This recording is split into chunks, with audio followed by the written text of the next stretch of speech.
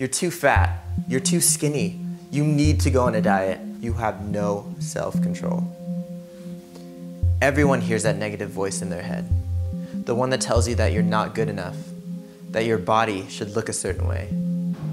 This year I've asked Funkanometry to focus on the topic of fear. In our current project, we're talking about insecurity, self-doubt, and body image, social fear. It also happens to be the Awareness Week for NEDA, which is the National Eating Disorders Association. The topic of eating disorders is pretty taboo, but as a dance community, we need to talk about it. Studies show that women in aesthetic sports like figure skating, gymnastics, and dance are at the highest risk for an eating disorder. So I've asked a few of my dancers to share some of the negative thoughts that they have about themselves, along with some really personal stories about body image. Thank you for watching. You aren't trying hard enough. You ate too much. They are better than you.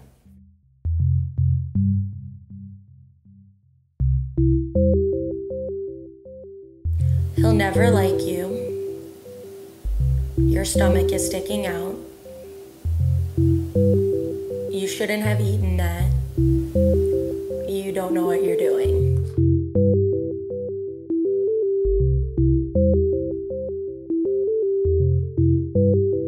You are unproductive.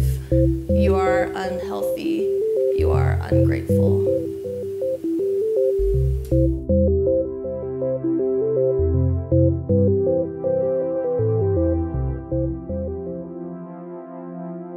Happened when I was in a dance medicine class in college, and we talked about eating disorders at the end of the class. And my teacher said that there was anorexia and there was bulimia, but those were not the only two ways that you can have an eating disorder, that there was a bunch in the middle. And that was kind of this like defining moment when I realized that like, okay, I don't have one of these two disorders, but I do definitely have a problem. I experienced body negative issues through my journey in dance and in the dance community.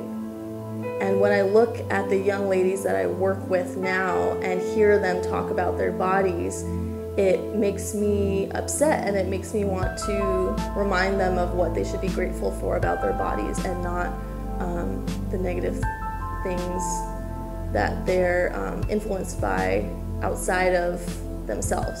Last spring, when I was in a very low part of my eating disorder journey, I decided to look for help because I didn't want to hate myself anymore, and I didn't want to be obsessed with food and obsessed with exercise and just obsessed with every action that I was taking and how it looked to other people.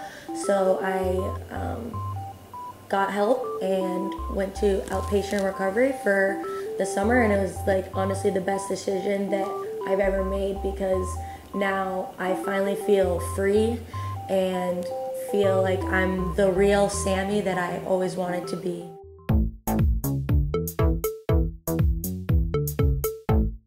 Okay, are you rolling? I like how my face is not symmetrical. So when I look in the mirror, it's like two different people. It's kind of weird, but I like that. I have nice legs. My body is beautiful just the way that it is, and I don't need to lose any weight. I love my strawberry blonde hair. I love how strong my body is so I can dance.